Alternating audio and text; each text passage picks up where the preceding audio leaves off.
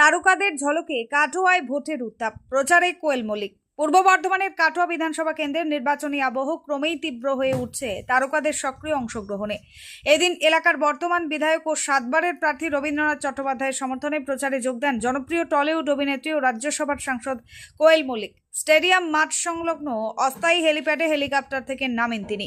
সেখান থেকে রায়েরপাড়া বাসস্ট্যান্ড এলাকা থেকে খোলা জিপে চেপে শুরু হয় তার রোড শো। রাস্তা জুড়ে ছিল মানুষের ঢল।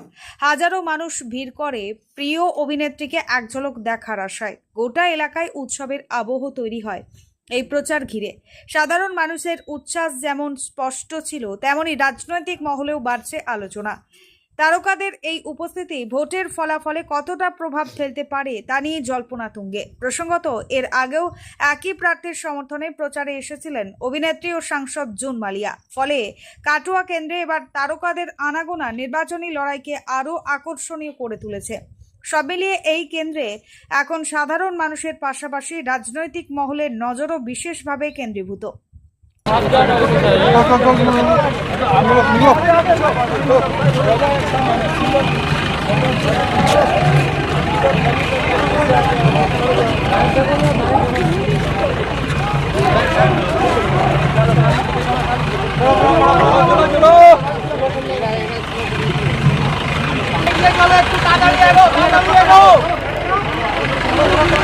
স্পিডে চালাও, তাড়াতাড়ি এগো, তাড়াতাড়ি এগো দাদা।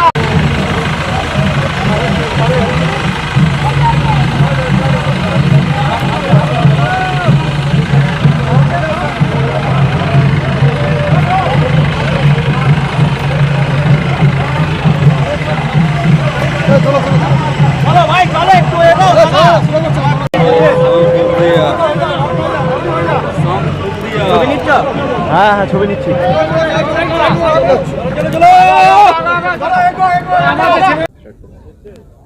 একের পর এক স্টার ক্যাম্পেনাররা আপনার সমর্থনে প্রচারে আসছেন, ভোটে কতটা প্রভাব পড়বে, কতটা আশাবাদী?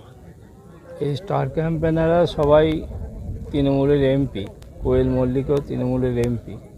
স্বভাবতই তারা প্রচারে থাকবেন। প্রচারে তো তাদের উদ্দেশ্যই হলো যাতে প্রচারটাকে আরও হাইক করা যায় এবং মানুষের কাছে তৃণমূলের বার্তাটা পৌঁছে দেওয়া যায়। স্বভাবতই আমরা আশা করব যে এই ধরনের প্রোগ্রাম হওয়ার পর আমাদের ভোটের যে প্রস্তুতি সেটা আরও তুঙ্গে উঠবে। জুন মালিয়া যখন এসেছিলেন তখন দেখা গেছিল শহর জুড়ে বহু মানুষ ভিড় জমিয়েছিলেন, একটা আলাদা উৎসাহ উন্মাদনা ছিল। আজকেও কি সেই ছবি দেখা যাবে? সে একই ছবি হবে। আজকে কোথা থেকে এই রোড শোটা হবে?